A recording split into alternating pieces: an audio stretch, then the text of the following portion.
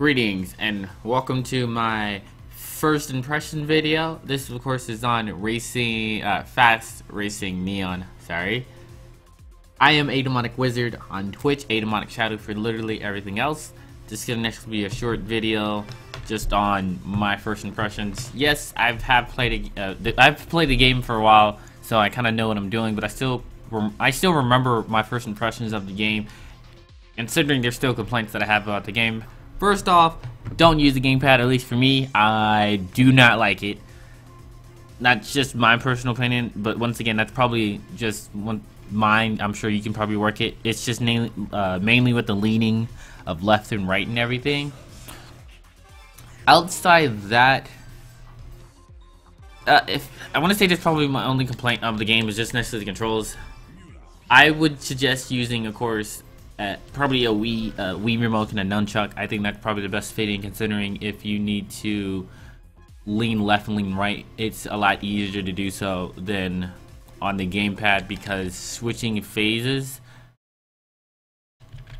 it could be kind of annoying, considering that's LR. Excuse me. That's L, LZ, R, and RZ. As for your leaning, your boost, and your phasing, and switching those buttons while turning can be, it can be kind of annoying, but I'm just going to be doing the first race. There's no reason to see the whole cup. Outside that, as you can see, this game does look quite beautiful, especially being an only $20 game, and apparently I forgot how to play this game again. But it of course has a standard boost off when you start. If you believe accelerate somewhere on 2.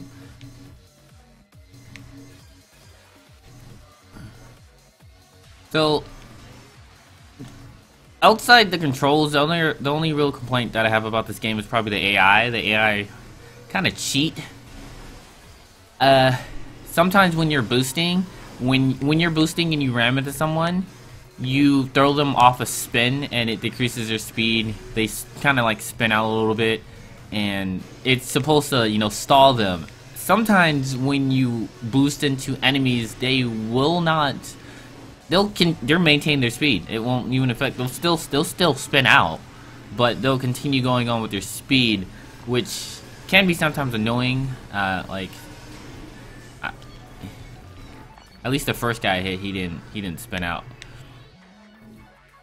And not only that, but sometimes when you're on a boost, and let's say if you use a boost, or if you're on these boost pads, which you have to be the right appropriate color to go ahead and get the boost, otherwise it'll penalize you and you'll go slower.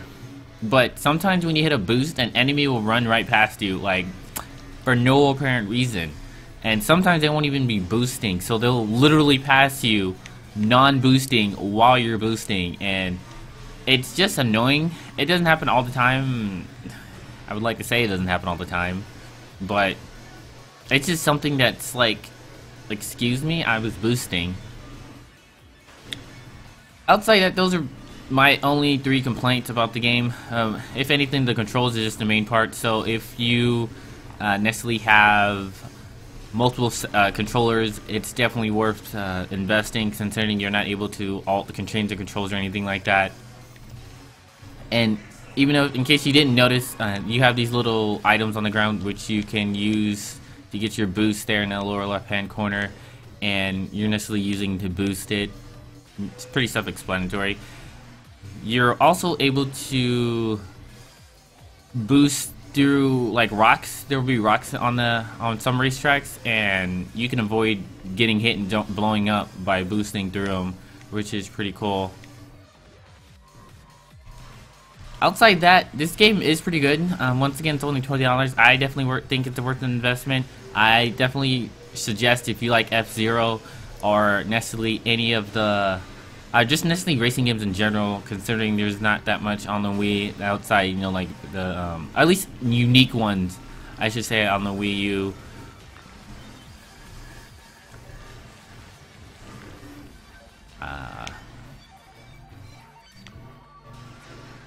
Game comes with 16 tracks, 8 cars, which you unlock as you progress. game's pretty difficult. That's something else I would like to mention. It's not something you'll can just.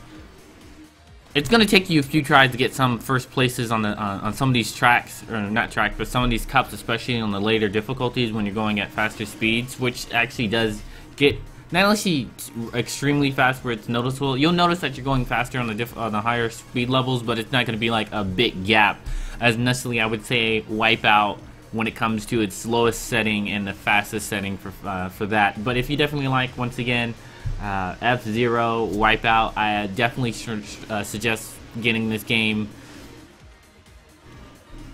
and I definitely suggest that. But I'll definitely have a full review of this game later on, once after I beat it, and really go through it. Even though this is technically like a half review, considering I played the game, but. Outside that, I do want to thank you for watching.